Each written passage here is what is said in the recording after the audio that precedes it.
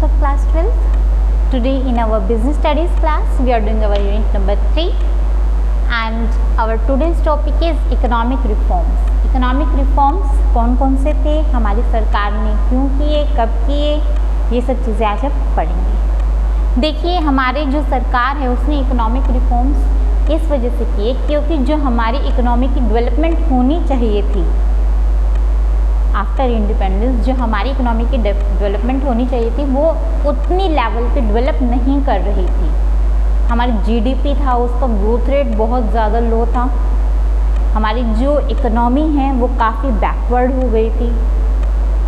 मतलब जिस पेस में हम ग्रोथ करना चाह रहे थे, जिस स्पीड से हम ग्रो करना चाह रहे थे उस स्पीड से हमारी ग्रोथ नहीं हो रही थी। न्यू ट्रेड पॉलिसी, अब हमारी जो गवर्नमेंट है उसने काफ़ी सारी पॉलिसीज़ निकाली। जितने भी जो सेक्टर्स हैं जिस पे गवर्नमेंट के अननेसेसरी कंट्रोल्स थे उनको फ्रीड किया, उनको स्वतंत्र किया।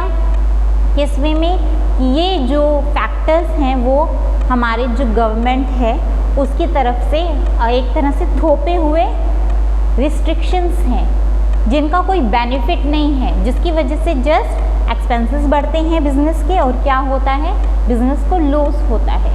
तो बिज़नेस को और दूसरे सेक्टर्स को बूस्ट अप करने के लिए हमारी गवर्नमेंट ने काफ़ी सारे रिस्ट्रिक्शंस अपने हटाए।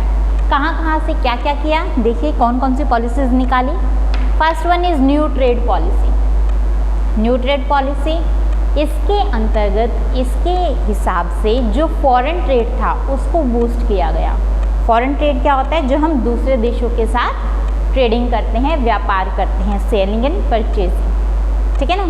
तो उसमें भी हमें पहले काफ़ी सारे रिस्ट्रिक्शंस का सामना करना पड़ता था कि हमें इससे ज़्यादा लिमिट से ज़्यादा हमें ज़्यादा सेल नहीं करना है, इससे ज़्यादा हम परचेज़ नहीं कर सकते, इससे ज़्यादा हम इन्वेस्ट नहीं कर सकते।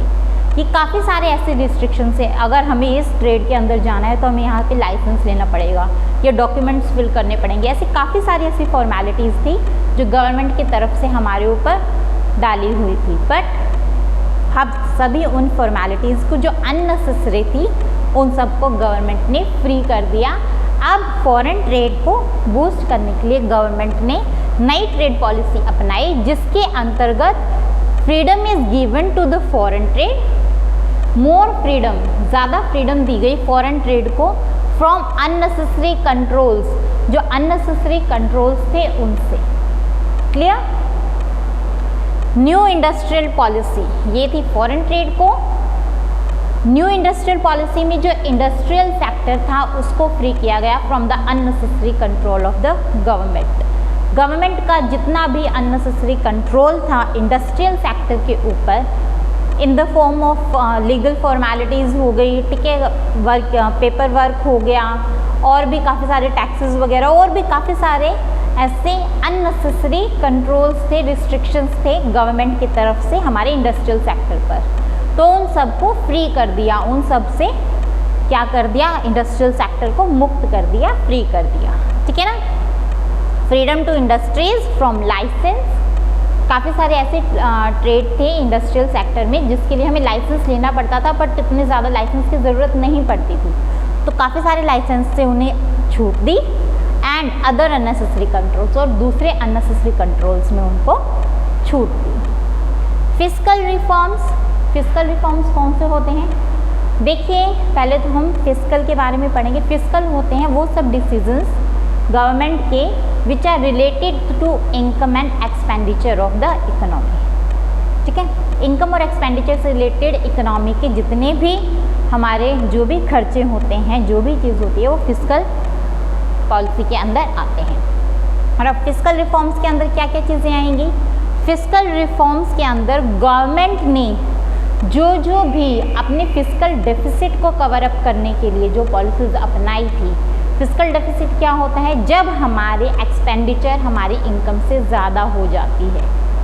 फिस्कल डेफिसिट की वजह से हमारी जीडीपी की जो ग्रोथ है वो काफ़ी ज़्यादा लो हो गई थी, उसको बढ़ाने के लिए और फिस्कल डेफिसिट को मतलब हमारे एक्सपेंसेस को इनकम से कम करने के लिए हमने क्या किया, हमारी गवर्नमेंट ने क्या किया, काफ़ी सारे रिस्ट्रिक्शंस हटाए, काफ़ी सारी नई पॉलिसी बनाई। रिफॉर्म्स किए इसमें। मॉनेटरी रिफॉर्म्स कौन से होते हैं? ये वो सब पॉलिसीज से रिलेटेड होते हैं which are made by the central government for controlling the supply of money in the economy. मतलब इकोनॉमी के अंदर जो मनी की सप्लाई है उसको कौन कंट्रोल करता है? पहले तो यही बात हमें समझनी है। मनी की सप्लाई हमारी इकोनॉमी में कौन कंट्रोल करता है? Central bank. And who is the central bank? Yes, RBI, reserve bank of India. It controls the supply of money. अगर इकोनॉमी में मनी की सप्लाई कम है तो वो सप्लाई बढ़ा देगी, अगर इकोनॉमी में मनी की सप्लाई एक्सेस हो रही है तो वो सप्लाई वापस ले लेगी। ठीक है, तो सप्लाई को कंट्रोल करती है मनी की इकोनॉमी के अंदर। मॉनेटरी रिफॉर्म्स के अंदर काफ़ी सारी ऐसी पॉलिसीज बनाई जिसके तहत मनी की सप्लाई प्रॉपरली इकोनॉमी में क्या की जा सके? लाई जा सके। ठीक है, ना ही एक्सेस हो ना ही कम हो। Next one is capital market reforms. Capital market पहले होती क्या है हम यही समझेंगे। वो मार्केट जिसके अंदर सिक्योरिटीज़, शेयर्स, डिबेंचर्स हैं जो हमारे, वो सब खरीदे या बेचे जाते हैं, वो क्या होगी? हमारी capital market. That market in which securities are bought and sold, it is called capital market. Capital market reforms क्या किए? कैपिटल मार्केट भी काफ़ी ज़्यादा लॉस से जूझ रहा था। ठीक है, काफ़ी सारा इसको लॉस हो रहा था।